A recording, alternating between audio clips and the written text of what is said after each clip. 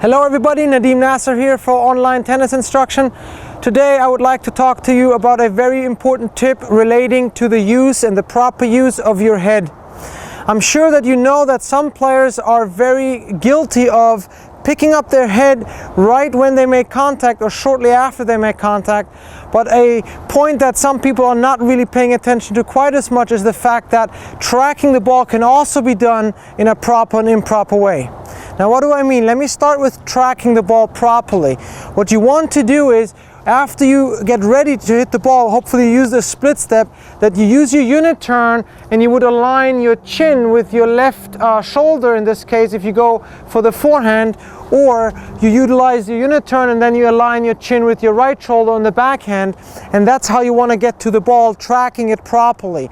An improper tracking would be anything where the shoulders are still sideways, just like the net, and the chin is in the middle of your chest, okay? And then you go to the ball flat on. So we want to make sure that when we track the ball, that our shoulders are turned, okay, and that our chin is aligned with the shoulder, either the left or the right.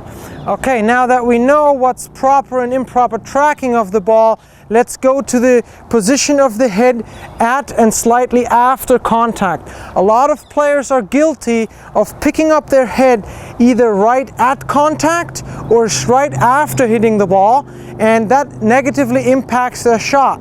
Now, many players are oblivious to that, but when we ask them to change it, it's very, very difficult to change that because it's a bad habit, a really bad habit. Okay, so what we want to look at is, instead, Roger Federer is the best player out there doing that. When you track the ball properly and now you're about to hit the ball, what you want to do is, at contact and slightly after contact, you want to make sure that your head has not moved and is now aligned with your hitting hand, or so your hitting arm's shoulder, okay? And what you can do to really pay close attention to that and really feel it is, when you do that, you count 1,000, 2,000 before you lift your head. And what I've done is, you can see those two balls I've placed down for the forehand and the backhand. So while you're counting to 1,000 and 2,000, you're actually staring at that ball, which is meant to be aligned with the contact point with the shot that you're actually hitting, okay? So it's another very good visual pointer that will help you keep your head steady and allow you to finish your stroke uninterrupted without popping up with your head too soon. So let me, in the next clip, show you how I do this. Okay, now I want to demonstrate to you how it looks like when I do the tracking incorrectly and when I do the popping up too early, and then also show you how I do it correctly, the proper tracking and the proper head position after contact, both on the forehand and the backhand. So let's start with incorrect tracking first. Okay, I kept my shoulders open, I didn't really turn. And now let me show you how it looks like when I pop up too early after the shot, regardless of tracking. Okay, I pop up really early, and now I'm going to make every effort to do both correctly, okay? Okay, and now I moved into the court a little bit, but remember, if you're back here and you're self-feeding, which is what I want you to do initially, is I want you to keep your eyes on that ball right there, approximate that area, so you really keep your head down. Let's do the same procedure for the one-handed backhand. Go ahead. Now the improper use of the popping up. See how my head really comes high, and now I'm going to try to do it correctly. Tracking it as I turn, execute, and keep my head down here.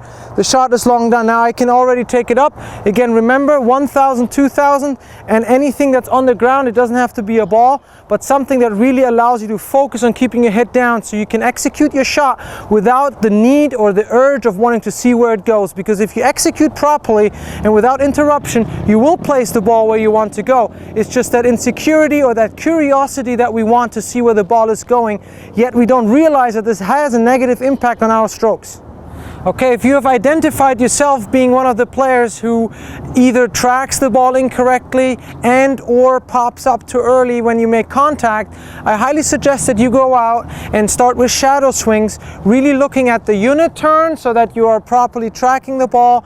And then when you shadow swing, you want to, after the swing has been completed, really keep your head steady on that mark contact point, and only then move up to self-feeding yourself the balls and do the same thing with the focus again again being on the head, and only then move on to being fed balls or using a ball machine, and then after that it's live ball and rally. Because let me tell you, if you are guilty of doing that, that's one of the hardest habits to break. No longer looking at the ball and learning how to properly track the ball. So go out next time, do your best, let me know how you do. I'm sure this is going to help your tennis. Take care. Nadim is now available for live on-court instruction in sunny Fort Lauderdale, Florida. When you work with Nadim, you get state-of-the-art instruction with instant video feedback right on the court. If you want to take your game to the next level with live on-court instruction, simply click the link inside this video for all the details.